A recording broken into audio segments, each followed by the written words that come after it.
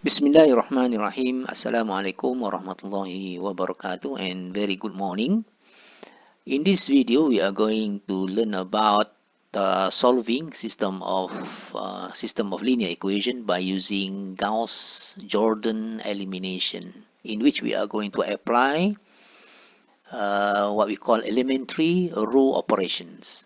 Okay, for example, if we have in general a system of linear equation like this with three equations, this is equation number 1, equation number 2, and equation number 3, three equation, and at the same time we have three unknowns or three variables, we call it, okay, in which the first variable is x, then we have variable y or unknown y, and also we have variable z. Okay, so this is the system of linear equations, consists of three equation and three unknown. We can always convert from the form of equations, we can write it in the form of a matrix. That is, by writing, okay, on the left hand side of the matrix as the coefficient of the variable. Okay, if you see here, we have a, b, c. A, b, c is just the coefficient of x, b is the coefficient for y, and c is the coefficient for z. That will be our first row of this matrix, and P will be the right hand side of the equation. So this is our first row, that is combination of the coefficient of the variable including the right hand side of the equations. So that will be our first row. Now the same thing goes for row number 2. We get row number 2 from the the coefficient of x, y, and z, but this time the coefficient is d, e, and f. Okay, accordingly, so d, e, f. And also we have the right hand side of the second equation is q, right? Q. So on the second row we have to have q also on the I mean in this column here, the last column. All right, so from the last equation, we have g, h, and I as the coefficient of the variable. So we have g, h, and I red in color. Those are the coefficient of the variable. And r is the right hand side, so we have to write down also r in the last column of the matrix. So combination of the coefficient, that is the red in color, and also the right hand side of the equation, that is green in color, combination of these two matrices, we call it the augmented matrix. All right, so this is the matrix that we are going to impose, we are going to operate, or we are going to use, apply elementary row operation on this matrix. So what we mean by elementary row operations, how many operations are there? Yeah, this what we mean by ERO, elementary row operation. They have three operation actually. Now this is the augmented matrix again. I write it down again over here. So let's see. The first operation that we can do on this matrix is that we can interchange between any two rows. Okay, this is row number 1, so this is row number 2, and this is row number 3. We can, as we like, okay, we can change between row number 1, for example, row number 1. I want to change it, okay, row number 1 become row number 3. Can I do that? Sure, I can. And row number 3, I want to write it as row number 1. That's perfectly correct, no problem, okay. We can always interchange between any two rows as we like it. We can move it around. Now, the second operation on ERO is that we can multiply any row, okay, by any non-zero number. For example, for row number 1, we have A, B, C, and P. Okay, in the real situation, all these will be numbers, Okay, we can multiply any non-zero number. For example, we can multiply 5. Okay, we can multiply it with row number 1. So what will happen? we have to multiply 5 with every element in the first row. Okay, if we want to multiply it with the first row. For example, now I want to multiply negative 2 with row number 2, for example. Can I do that? Yeah, of course I can. So I will multiply negative 2, okay, with all the elements in row number 2. Okay, not only the first element, but with all element in row number 2. Now, for example, now I want to multiply 3, for example. I want to multiply it by row number 3. So what I will do, I will multiply 3, okay, with every element in row number 3. I will multiply 3 by G, 3 by H, 3 by I, and also I have to multiply 3 by R also. So that's what we mean by multiply a row by a non-zero number. Of course, you cannot multiply it by 0, okay? Because if you multiply 0, okay, by any of this row, that row will become 0. So we cannot multiply 0 by, by any of our choice. I mean, we can use any other number besides 0. We cannot use 0. Okay, that's operation number 2. Multiply any row by any non-zero number. Number 3, the operation that we can do is we can always add 2 rows. Okay, this is row number 1 and this is row number 2, right? Now, can we add row number 1 with row number 2? Yeah, of course I can. Now, but when we add them up, we have to add accordingly. That is, we have to add, if we want to add row 1 and row 2, so what we are going to do is we are going to add A, add with D. B, we are going to add it with E. C with F. P with Q, accordingly. So that's, in summary, what we call the elementary row operations. Now, we are doing this operation, okay, with target in mind. Okay, we are going we are interested to have our matrix to become in a certain form. Okay, this is our target. Now, the first target that we would like to have is that if we have a 0 row, now that 0 row must be written at the bottom of the matrix. If we have a 0 row, like here, over here, see in this matrix here, we have a 0 row. You see, we have 0, we have 0, we have 0, and we have 0. Okay, this row number 3 here, the element of this row, they are all zeros. So we call row number 3 as 0 row.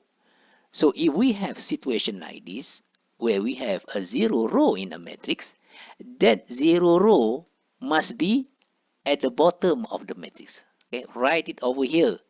Not in the first row, not in the second row, but in the third row, the last row at the bottom of the matrix. Okay, that's target number 1. All right. Now, we have target number 2, right? That is, for a non-zero row, okay, for a non-zero row, the first non-zero number must be 1. And we are going to call this number 1 as leading 1. All right, let's see this example here. For row number 1 first. We have, in row number 1, we have 1, we have B, we have C, and we have P. You see, in this row number 1, the first number is 1, right? Okay, so this number 1 will be called the leading 1 for row number 1. Now, let's go to row number 2. We have 0, we have 1, we have F, and we have Q. Now, the first non-zero number in row number 1 is 1. Okay, therefore, row number 2 also follow this target. That is, they have the leading 1. So this number 1 is called the leading 1 for row number 1.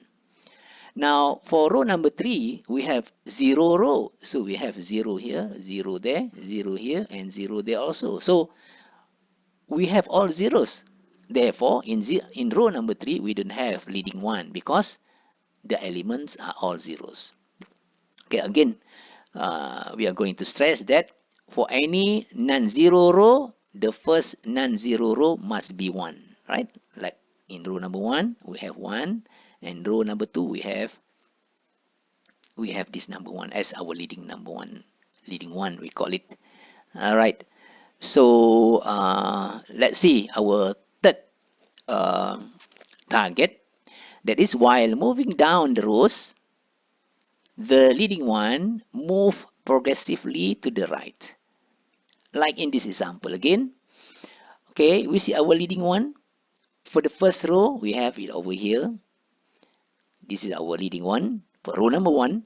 For row number 2, the leading one is to the right of the leading one above it. That is over here. Now, for the third row, we don't have leading one, so we don't have to, we don't have to think about it because we don't have leading one for row number 2 and row number 3.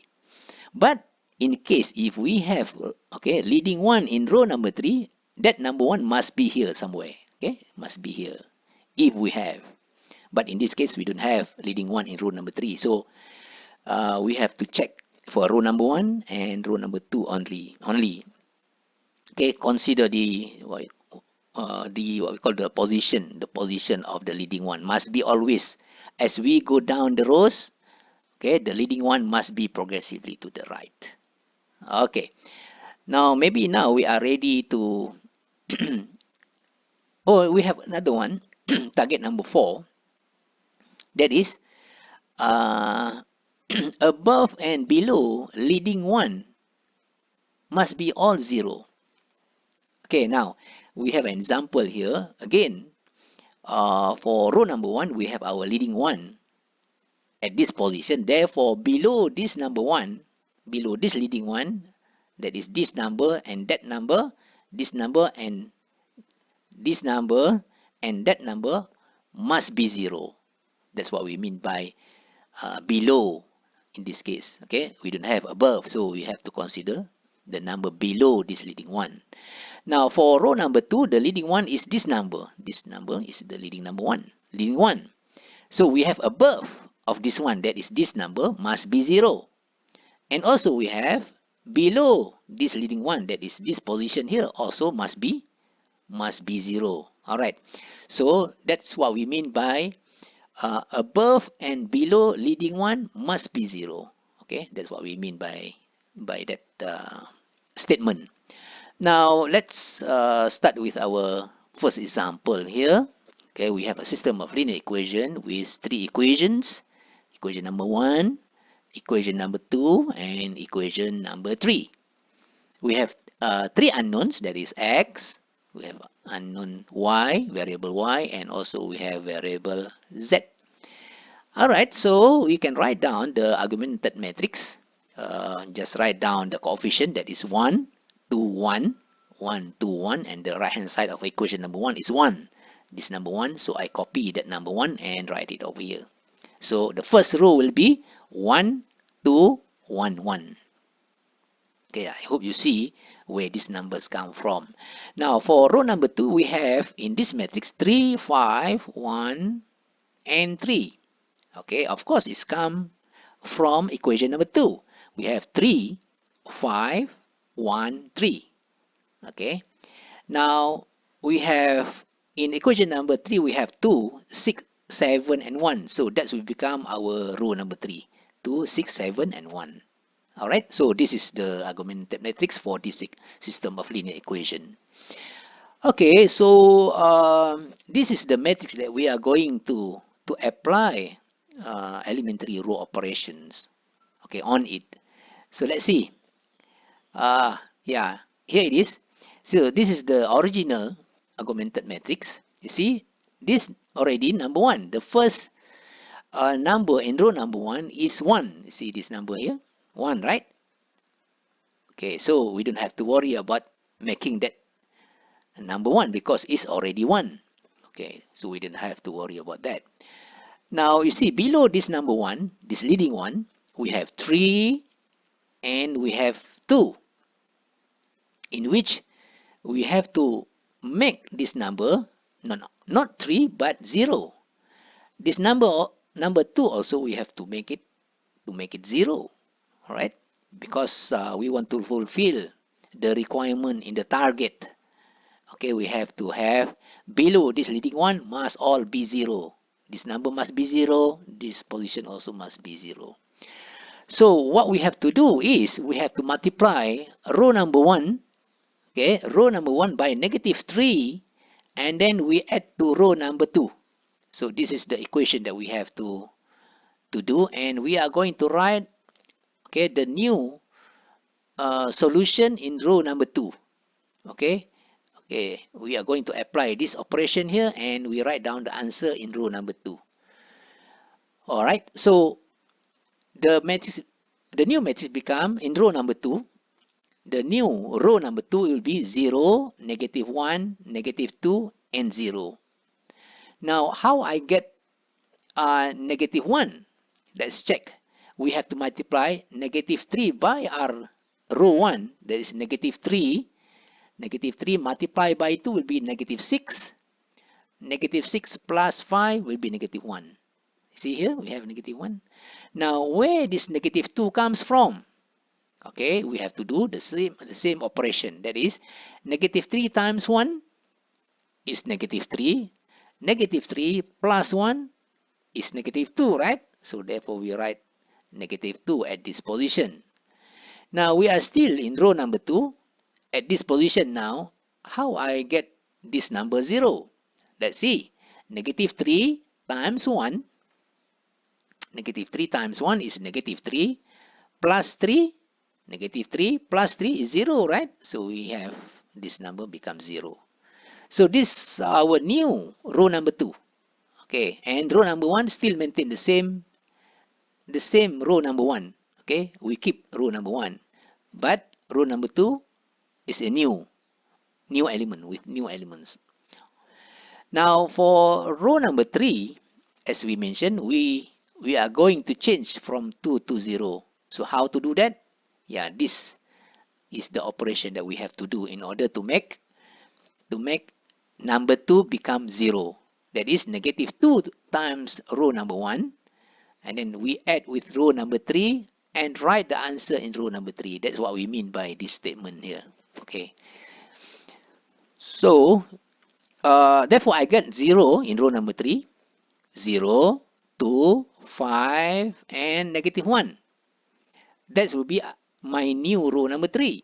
Now, how I get that? How I get this number now change into 0? Let's apply this operation here. -2 times row number 1, that is -2 times 1 is -2. -2 plus 2, I have 0. So I write this number becomes 0.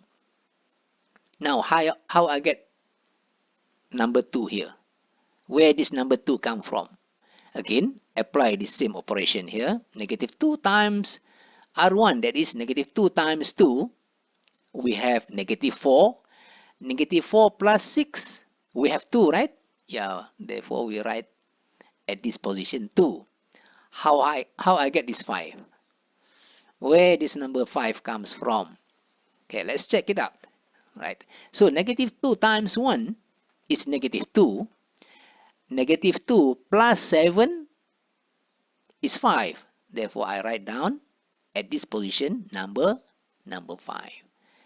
Now, the last number in row number 3 is changed to -1. But the question is where I get this -1. Now, -2 times 1 is -2, and -2 plus 1 is -1. So I have this number changed to -1. You see, this is my new matrix now. If we look carefully here, we have still the same row number 1, but we have new row number 2 and new row number 3. Now, let's check it again, whether this matrix already fulfill all the target, all the 4 targets that we mentioned a few minutes ago. Of course, not yet, right? See here, in row number 2, we're supposed to have, after this 0, we are supposed to have our leading 1. But we don't have 1, we have -1. See, in row number 2, we have 0, -1, -2, and 0. So, I want to change from -1 to 1. So how I can do that? Yeah, we can multiply row number 2 by -1. That's exactly what I want to do. You see, this same matrix here that I write again uh, over here. So I want to change this -1, okay, to positive 1. So how to do that? I multiply row number 2. See, row number 2 I multiply by -1. Okay, my target is I want to make this number change to from -1. I want to change it to 1. So multiply by -1. So if I multiply row number 2 by -1, all the elements in row number 2 is will become, okay, we have 0 because 0 times -1 is still 0. So -1 times -1 become 1. Actually, that's what I want. I want to change this number from -1 to 1. -2 times -1 become positive 2, and 0 times -1 is still 0. So we have 0. Again, let's check whether this matrix already fulfill all the criteria in our target. Not yet, because you see, this is the leading one. This is the leading one in row number 2, but above it and also below it is not yet 0. So what we have to do next is we want to convert, okay, this number 2 and also this number 2, okay, we want to convert it to 0. So the next operation that we have to do is we want to convert this number that is above this leading one and also this number 2 that is below this leading one. These two numbers have to be 0. That's we have to do operation on these two numbers. So how to make, okay, this number from 2 we want to convert it into 0. The operation is -2 times row 2, and then we add it to row number 3. Okay, and then we write into row number 3. That is to make this number become 0 first. All right. The red one is to make this number 2 equal to 0. That is row 1 minus 2 times row 2. Write it in row number 1. Okay. If we do that, then we have this matrix. You see, we have 1, 0, -3, and 1. Row number 2, we have 0, 1, 2, 0. Still same row number 2. But row number 3 already changed to 0, 0, 1, -1. I hope you understand how we get the new row number 1 and also new row number 3. Okay. Now, again, let's check whether this matrix that we have is already fulfilled. Okay, all the condition for the target. Okay, we have leading one, below it 0, 0. Okay, good. Now this leading one, above it now is 0, and also below this leading one also 0. Good. But, okay, leading one for row number 3 is this number 1.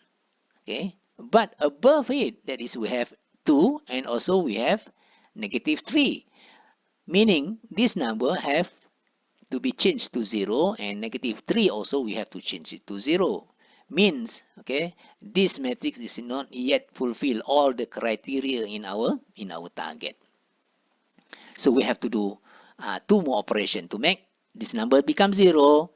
Okay, to make this number also become 0. All right. So let's do, okay, the last 2 operation and see whether we can do that. So this is the same matrix that we have just now. We copy it again and write one more time over here. So this is the row number 3 where we have the leading one over here, and above it still they are not zeros yet. So we are going to apply these 2 equation number 1 and equation number 2, in the red color and the black one, to have this number 2 become 0. Okay, we are going to apply the red equation to make this 2 0, and -3 to make it 0. All right. At the end, we have this matrix. We have this one. The first row is 1, 0, 0, -2, and 0, 1, 0, 2. And we have the last row. In this row, we have the element 0, 0, 1, -1. Now, is this matrix fulfill all the criteria in our target? Yeah. Seems like yes, this time. Okay, this matrix is good enough and fulfill all the criteria, and we are ready to write down. We are ready to write down the answer of this problem. That is, okay, x equal to this, the value for x, this one. So x will be equal to -2, y will be equal to 2, this is the value for y, and z will be equal to -1. Okay, that's the way how to solve system of linear equation by using Gauss-Jordan elimination. Of course, we are applying elementary row operations. All right, now we should not forget to check whether this answer is correct or not. That is x equal to -2, y equal to 2, and z equal to -1. And check it, substitute these values into our original problem. Okay, equation number 1, equation number 2, and equation number 3. And see whether when we substitute x, y, and z on the left hand side, we get the same value as written on the right hand side. If we get that, then it shows that this solution is correct. All right, so that is the example, okay, we gave in this video how to solve system of linear equation by using Gauss-Jordan elimination. Right, now this is exercise that I suggest strongly for you to do. System of linear equation with 3 equations and 3 unknown also, and the solution is given, that is x equal to 1, y equal to 0, and z equal to 1. I would like you to solve it by using Gauss-Jordan elimination, in which we have to apply elementary row operation and see whether you get the answer or not. And don't forget, once you get the solution, and check, always check your answer whether it is correct or not. Meaning, okay, substitute x equal to 1, y equal to 0, and z equal to 1, okay, in each of these equation, and see whether you get the value of 4 from the first equation, 5 from the second equation, and 9 from the last equations. Okay, always check your solution whether they are confirmed correct. Okay, that's all for now. In this video, we already mentioned about or discuss or explain how to solve system of linear equation with 3 equation and 3 unknown by using Gauss-Jordan elimination with what we call unique solution. Okay, in the next video, we are going to explain how to solve system of linear equation with 3 equation also, with 3 unknown, but the solution is infinitely many, and also we have another type that is what we call there is no solution. We have 2 more cases to explain. That will be in the next video. Okay, that's all for now. See you next time. Wabillahi taufiq wal hidayah. Wassalamualaikum warahmatullahi wabarakatuh.